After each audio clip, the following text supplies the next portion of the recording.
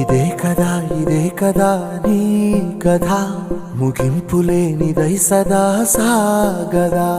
ఇదే కదా నీ కథ ముగింపులేనిదై సదా సాగదా. నీ కంటి రెప్పలంచున మనస్సు నిండి పొంగిన ఓ నీటి బిందువే కదా నువ్వెతుకుతున్న సంపద.